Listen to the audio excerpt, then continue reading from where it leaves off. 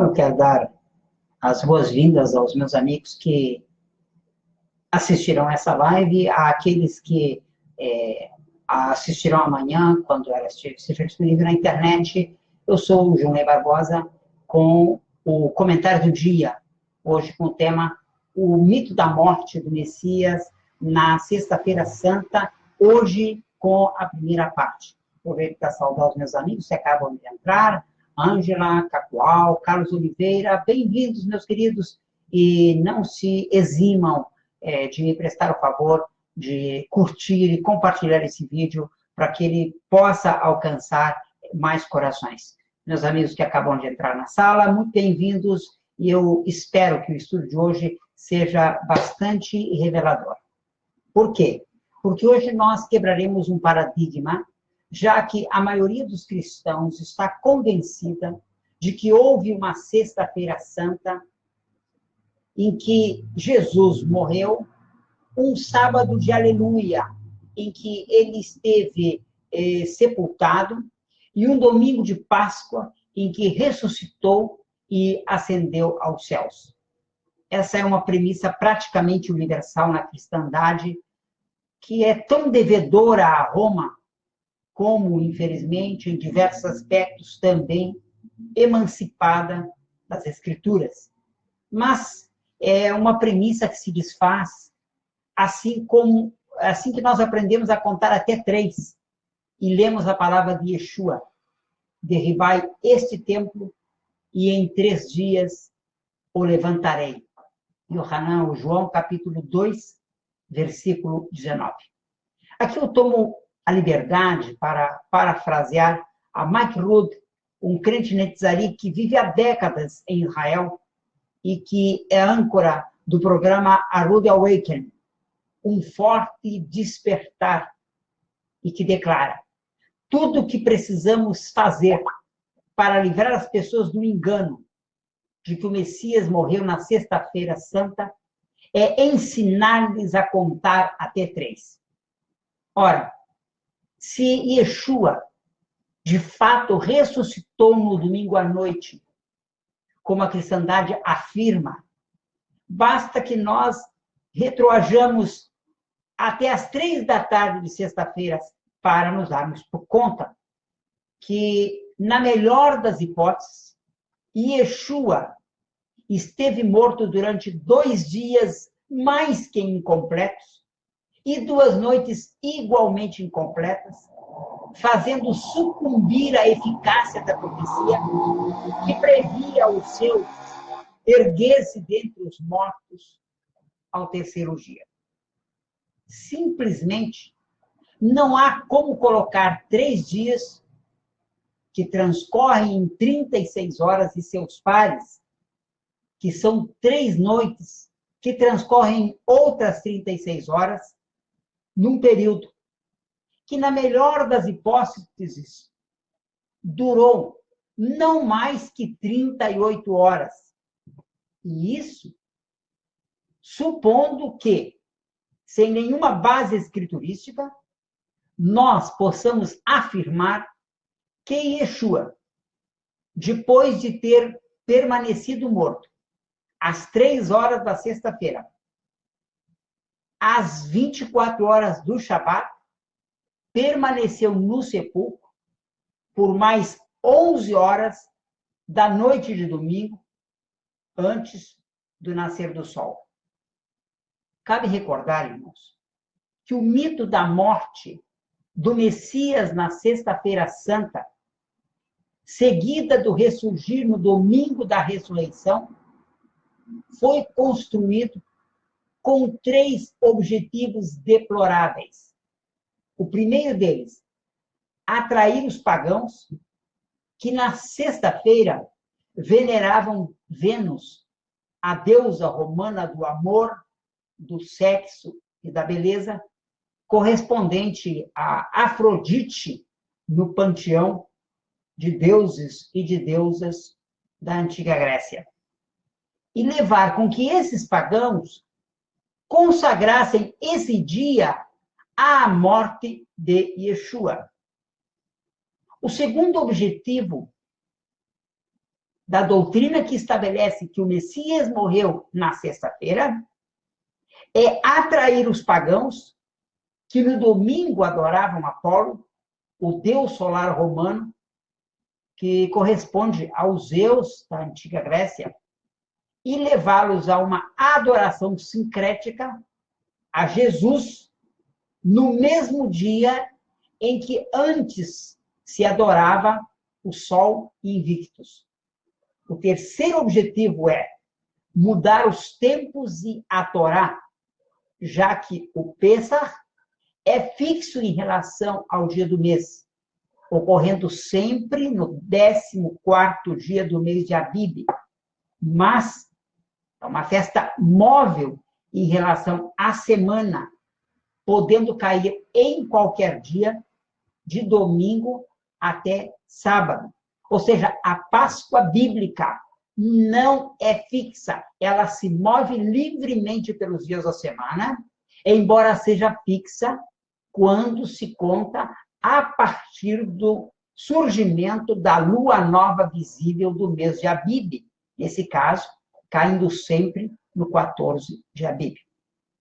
Então, nós que não estamos em Roma, que não temos motivo algum para propalar o mito romano da morte de Cristo na sexta-feira, mito que resulta numa cronologia tão extravagante como fantasiosa, pois, se Yeshua morreu numa sexta-feira, o período em que ele esteve morto durou apenas 1/4 de dia na sexta-feira e 1 dia no Shabat, já que, ao amanhecer de domingo, ele já havia ressurgido.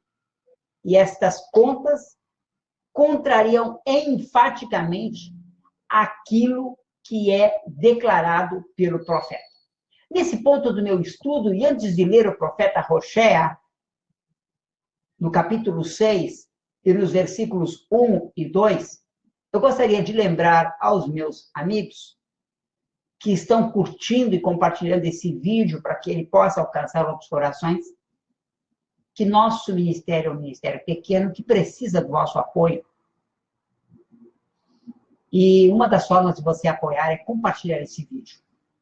Eu também estou disponibilizando para os meus ouvintes, para os meus assistentes, um PDF com gráficos desse estudo e de outros estudos para melhor percepção desse tema. Agora bem, a profecia diz: vinde, tornemos a Jeová, porque ele despedaçou e nos sarará, feriu e nos atará a ferida. Depois de 2 dias nos dará vida. Ao 3º dia nos ressuscitará e viveremos diante dele. Oséias capítulo 6, 1 e 2. Então, aqui, mesmo aplicando-se o raciocínio do tempo incluso, que, como veremos no próximo estudo, não é bíblico, as contas não fecham, pois a ressurreição estava decretada para acontecer ao 3º dia, e não ao 2º dia, ou entre o fim do 2º dia e o começo do 3º dia, quando ainda o 3º dia não começou. A profecia é clara. Ao 3º dia nos ressuscitará e viveremos diante dele. Nessa profecia estava antecipado que Israel seria restaurado à harmonia espiritual com o Criador, mediante o ressurgir de Mashiach, cujo nome, Yeshua, nós abençoamos. E essa profecia se cumpriu exatamente como revelada, tal como indica o discurso de Kefa, ou Pedro, após o chamado que resultou na conversão pública e na Tevilá, ou na imersão de Cornélio ao Elohim de Israel, uma conversão que resultou na sua imersão em nome de Yeshua HaMashiach. Qualquer dia faremos um estudo demonstrando como se equivoca a igreja ao negar aos crentes batizá-los em nome do Mashiach e não na sua prerrogativa de filho. O apóstolo diz: nós somos testemunhas de tudo que ele fez na terra dos judeus e em Jerusalém, onde o mataram, suspendendo-o no madeiro. Elohim, porém, o ressuscitou no terceiro dia e fez com que ele fosse visto. Atos capítulo 10, versículo 39 ao 40, onde vê-se claramente que a ressurreição de Mashiach se dá ao terceiro dia e não na segunda noite, como ensina a cristandade. É claro aqui, irmãos, que nós precisamos entender o sentido exato da palavra Yom, ou dia, na língua hebraica.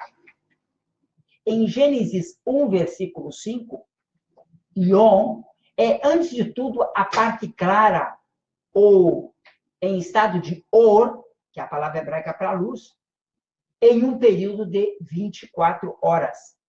E que é antecedida pela parte escura, ou em estado de Roshech, que significa trevas, como lemos na Torá. Vaikerá Elohim laor, Yom velachoshech kerá lailá. E chamou Elohim a luz dia, e as trevas chamou noite. Assim, a palavra Yom, que dá nome à parte iluminada de um período de 24 horas, iniciado com o entardecer, também empresta o nome ao período completo, como se lê em seguida. Vayehi Erev, Vayehi Boker, Yom Ehad. E foi entardecer e foi amanhecer o dia primeiro. Sendo que o dia é formado de Erev, ou amanhecer, e Boker, ou entardecer, é evidente que o dia completo é o resultado da união entre a noite e o dia, e que não pode haver dia onde a parte clara que empresta seu nome ao período de 24 horas não esteja presente. Com esses dados em mente, tenha em conta que, da morte de Yeshua, às 3 horas de sexta, até as primeiras horas da noite de domingo, quando ele supostamente ressuscitou de acordo com a fé cristã tradicional, mal se podem contar 2 dias. E, para isso, nós temos que ser excessivamente magnânimos.